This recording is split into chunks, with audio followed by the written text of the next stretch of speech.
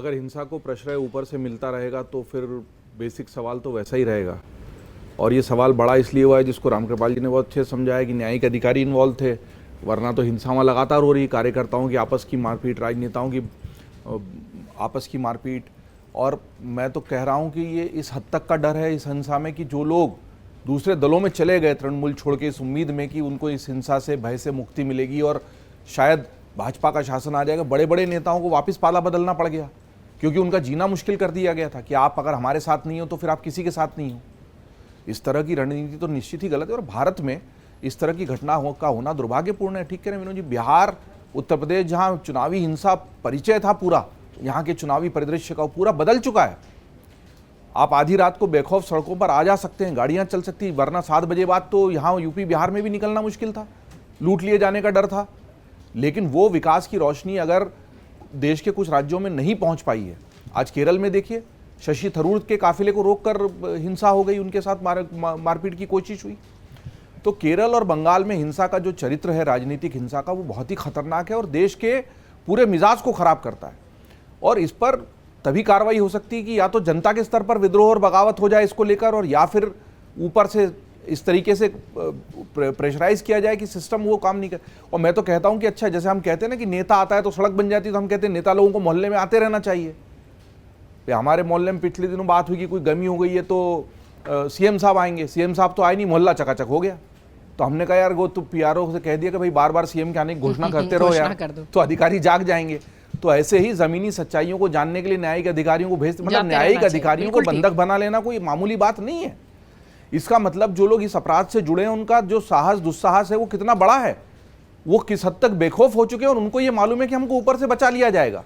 और मैं कहता हूं कि सुप्रीम कोर्ट को इसको आखिरी तक पीछा करके उन लोगों को, भाई आप देखिए कि चुनावी हिंसा या फिर रात में लूटने पीटने वाला जो डर है वो यहाँ पर उत्तर प्रदेश में, बिहार में क्यों खत्म हुआ है?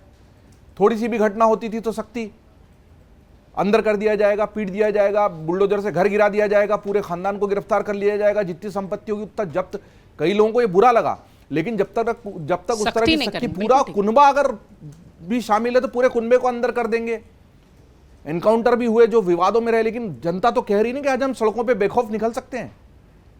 तो आपको सख्ती दिखानी पड़ेगी, इस सख्ती के बिना इस तरह की हिंसा पर रोक नहीं लगेगी। और मालदा में जो हुआ बहुत दुर्भाग्यपूर्ण है। इसके पहले भी लगातार बंगाल के अलग अलग हिस्से, वो कहां चला गया शाहजहां, पता नहीं वो कहां है, इतनी चर्चा रही पिछले चुनावों में। हाँ, तो हमको ये देखना चाहिए कि ये हिंसा उपज कहां से रही है। अगर हिंसा को ऊपर, भाई सुप्रीम कोर्ट को या सेंट्रल गवर्नमेंट को दखल ही क्यों देना पड़ रहा है?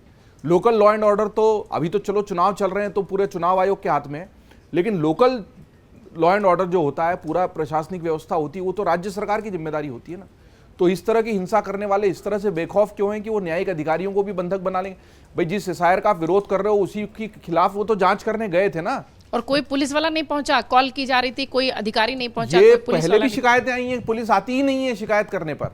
पुलिस तभी आती है जब एक पक्ष उसमें इन्वॉल्व हो या एक पक्ष की दिक्कत हो। तो लोग क्यों डर रहे हैं? लोग क्यों बार बार दल बदल रहे हैं?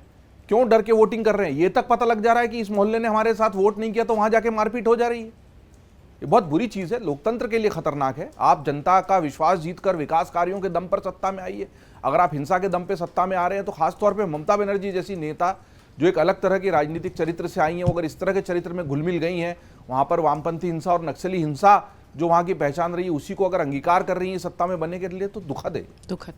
अगर आप ये वीडियो YouTube पर देख रहे हैं तो हमारे चैनल को सब्सक्राइब कर बेल आइकन दबाएं, और Facebook पर देख रहे हैं तो हमारे पेज को लाइक करें।